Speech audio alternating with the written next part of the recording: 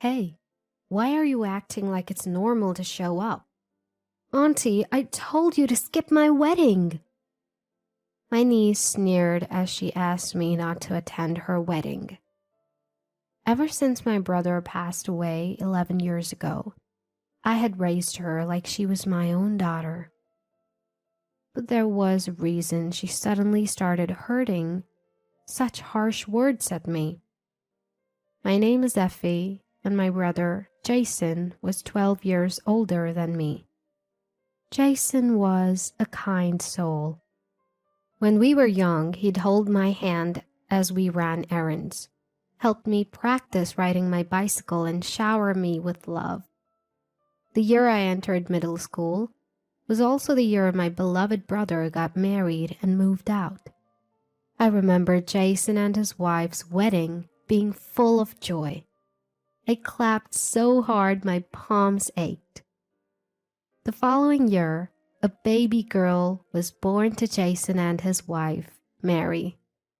Being the youngest in the family, I was thrilled to have a little sister-like figure in my life.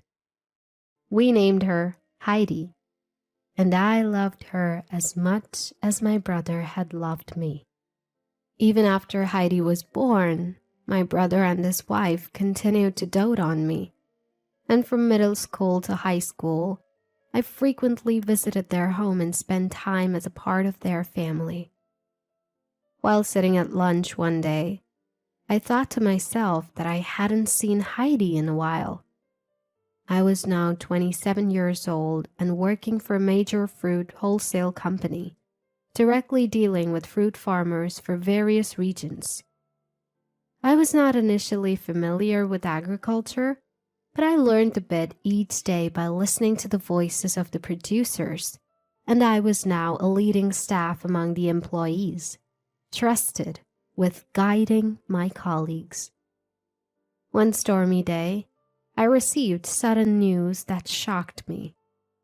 That day, a typhoon was approaching, and we finished work a bit earlier than usual. Still, the weather outside was incredibly violent during my commute home, with gusts of wind so powerful they threatened to carry me away. It was on such a stormy day that my brother, under the orders of his boss, had been forced to go out on sales rounds. Jason was very earnest and hardworking. Even on that day, he was trying to make sales even in the adverse weather and didn't slack off. As he walked through the strong wind, a sign from a building fell and struck him directly. I heard about my brother's death, and I somehow managed to get my trembling legs to take me to the hospital. By the time I arrived, everyone was already there, and my parents were hunched over, crying silently. Seeing my parents crying and the painful sight of my brother, I couldn't help but shed tears, even though I still couldn't believe what had happened. Even though I understood the situation, the reality was too hard to accept. I sat next to my brother and cried. I noticed Mary and Heidi, Jason's wife and daughter, looking as if they were in a daze, not sobbing but simply staring blankly at the wall, thinking it best to leave them be. I felt so sorry for them. From then on, we supported each other as a family even more than before.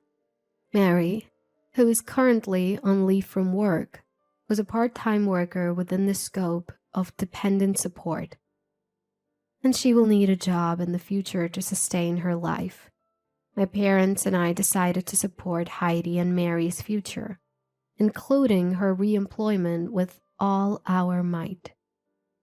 About a year after the funeral, Mary, who had returned to part-time work, decided to move because the rent was becoming too much for her current income. She had received compensation and workers' compensation insurance from Jason's company due to the accident at work, and of course, we agreed with Mary's prudent decision. But on the day of the move, when we went to help, we found only Heidi crying in the somewhat tidied room. Heidi holding a letter that said her mother couldn't raise her on her own, was only 16 years old. It seemed that Mary had called us to help with the move to ensure her daughter was taken care of after she left. Reading the letter, I felt a tightness in my chest, wondering if Mary had been so anxious that she wanted to run away after Jason's death. From the contents of the letter and what Heidi told me, it seemed that Mary believed it would be better for Heidi to be raised by our family than by her, who was economically unstable. Although it said she was thinking of Heidi first, what she did was equivalent to abandoning her high school daughter. Of course, I was angry at Mary, and we even went to search for her at her parents' house. However, the people who came out of the house were a family we didn't know, and we learned that not only Mary but also her parents had moved. We contacted Mary's relatives, but there was no family willing to live with Heidi, who was a high school student and had the prospect of significant expenses for college. As a result of our discussions, we decided to take care of Heidi in my house with the support of my parents. Despite the difficult times, Heidi smiled and said, "Effie, please take good care of me." And I hugged her tightly. 11 years have passed since then, and Heidi graduated from college and found a job at a local company. When she brought up a serious conversation, I felt the passage of time and nodded. "You're 27 now, after all." Seeing that, Heidi blushed a little and said, "Effie, I am getting married." She met her boyfriend through a friend, and he was 1 year older than Heidi, and he seemed like a gentle and fine young man from the pictures.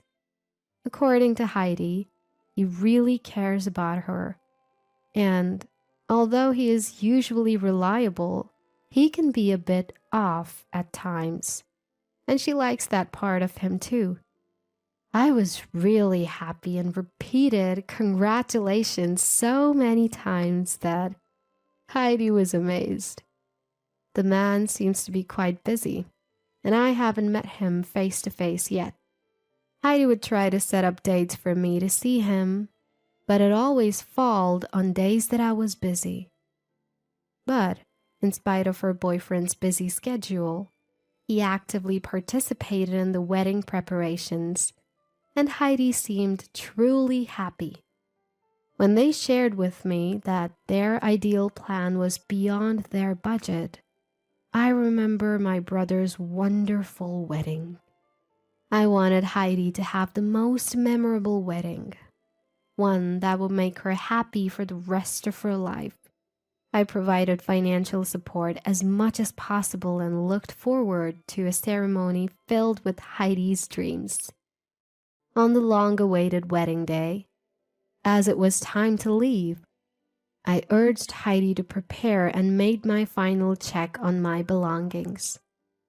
I couldn't afford to make a mistake at my daughter's grand event, so I checked multiple times before finally setting off. As I followed Heidi down the hallway, I was already filled with so many emotions. Just the sight of her in her wedding dress was enough to make me tear up. I thought that both the groom and his parents, as well as my late brother in heaven, might laugh at me if they saw me crying so much.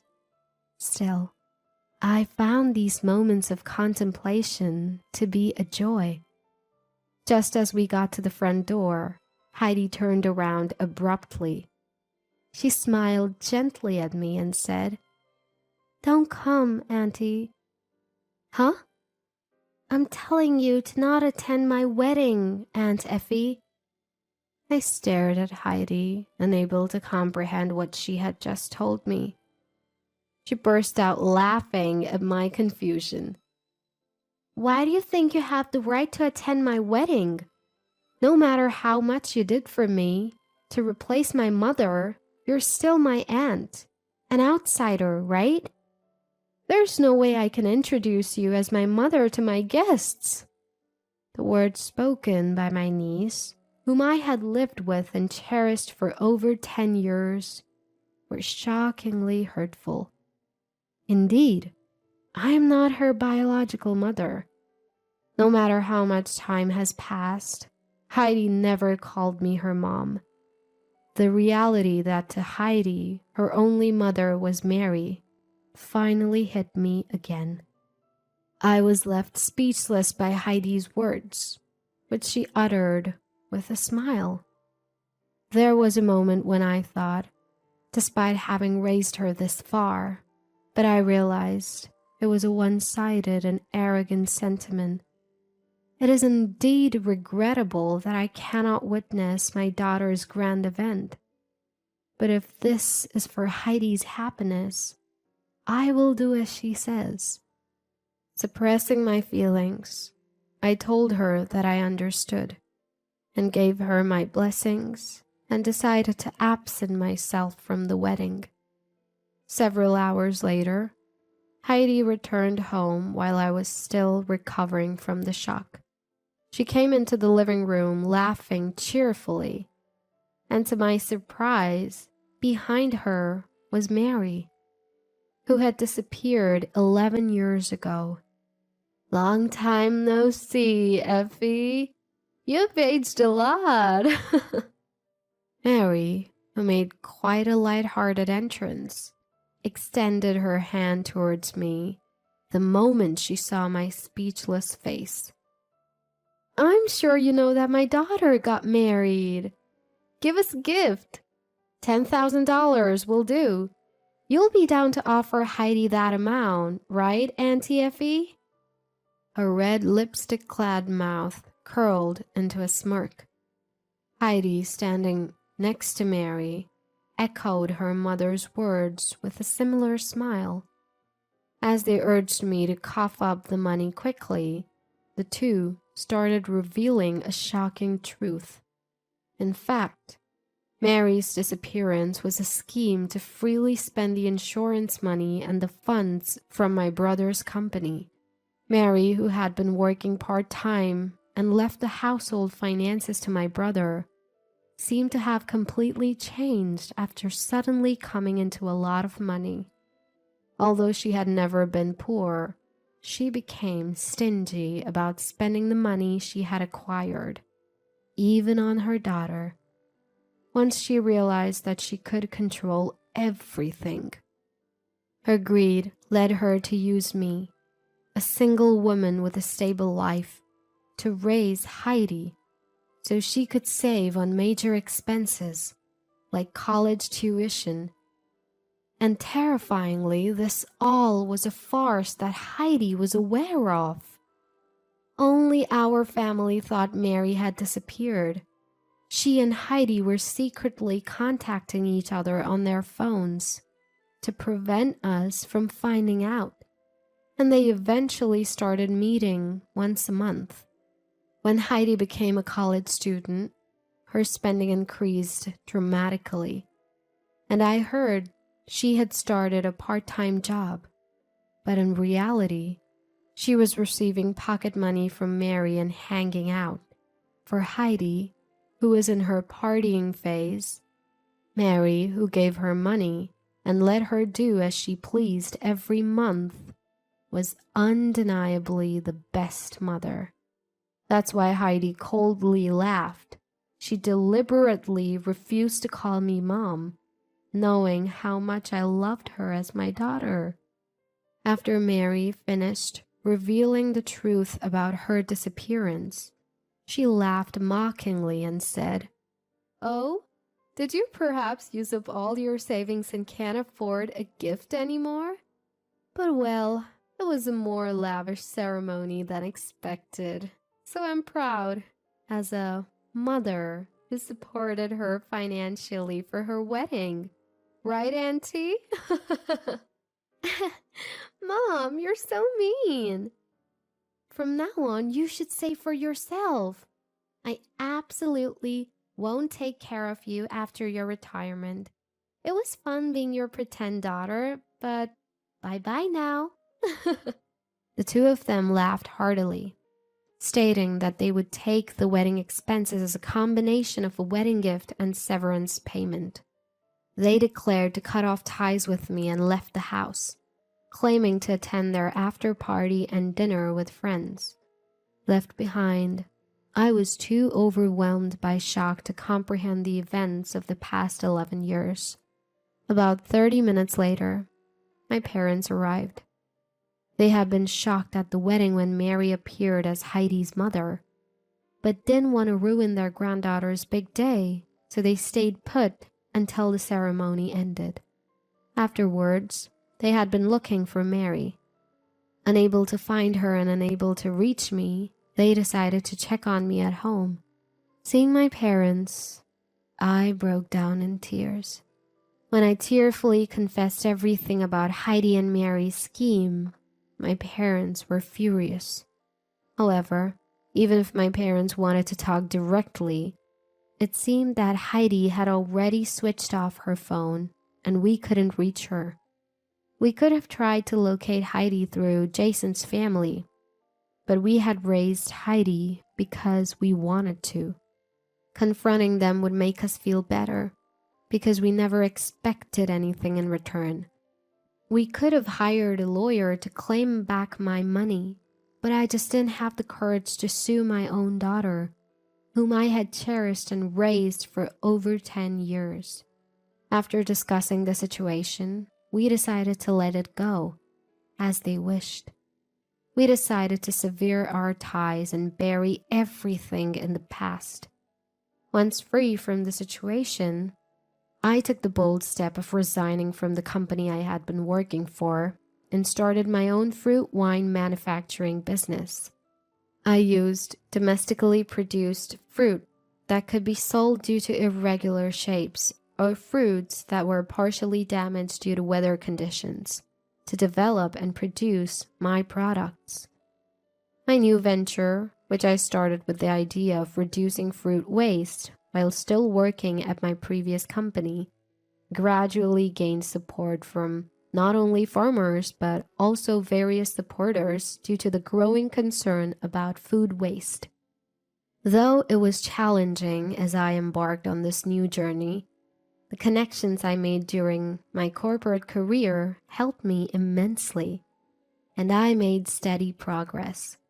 The business that initially ran at a loss slowly started to increase its sales over 3 to 5 years, and the consistent growth made it a company to watch in the industry.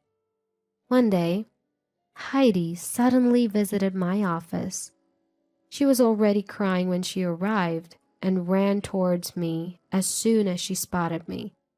Surprised, but not wanting to cause a scene, I took her into the reception room. "Effie, I'm really sorry for everything. I've reflected on my actions and I need your help. I'm still like a daughter to you, right? After all, we lived together for such a long time. I'm really in trouble, Effie. Please help me financially." A woman, now well over 30, sobbed like a toddler.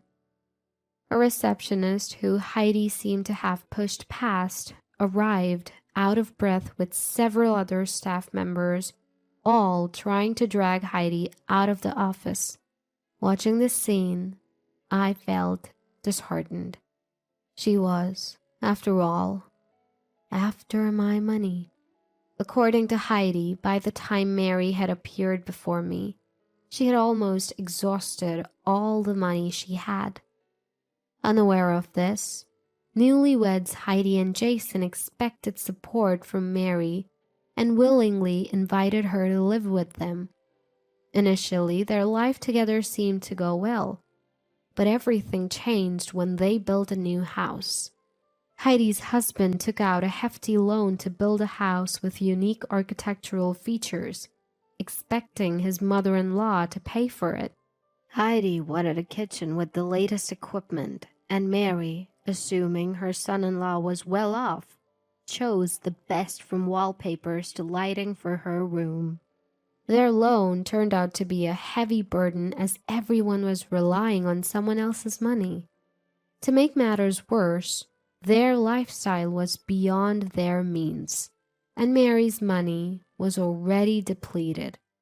Even so, Mary, claiming to have given Heidi enough pocket money, started asking for money and never worked. This drove Jason to gambling out of stress from his mother-in-law's outrageous behavior. Unbeknownst to Heidi and Mary, Heidi's husband even accrued debt under their names, leaving their household finances in shambles, regardless of how much Heidi worked. "We're now trying to sell the house as his parents suggested, but we can't find any buyers. Mom gets fired every time she tries to work, and both my husband and I are exhausted from working overtime every day. You're the only one I can rely on, Effie. If I'm not happy, Dad wouldn't be able to rest in peace either, right?" Heidi, desperately appealing to me, reached her hand out while being escorted by my staff, smearing her face with tears and snot as she asked for money. I was slightly relieved to find that my heart was unmoved by this spectacle. The matter of this mother and daughter had firmly become a thing of the past in my mind. Finally, I broke my silence. "Do you have an appointment, ma'am? Our company is not a financial institution, so we cannot lend money to strangers. If you're in trouble, please consult a bank or consumer finance company." Stunned, Heidi was lost for words when I turned back her own phrase. Stranger. That one had pushed me to the abyss of despair. Maybe she thought that if she cried and pleaded, she would get help. I followed my staff and led Heidi to the company's entrance. When she still wouldn't budge, I gently pushed her shoulder, guiding her a step outside the entrance. Realizing that I was never going to be her ally, for the first time, Heidi called me Mom. "I don't have a daughter," I said. My words must have struck her hard as she turned white and ran away. After that incident, I started receiving spam texts from Heidi and Mary, which all centered around the dire financial situation. I ignored them all, but they persistently requested money or a loan. Seeing this, it's clear that they are struggling under a crushing debt. It would be a nuisance if they call my company's front desk, even if I block their calls. So I'm receiving a bunch of texts, but I have no intention of ever replying. If they ever send something to my company, I might sue them for business obstruction. Finally recovering, I've decided to move abroad to expand my business and study to make better wines. It seems I won't have to face those two for a while, and with anticipation for my new environment, I'm dedicating myself to work every day.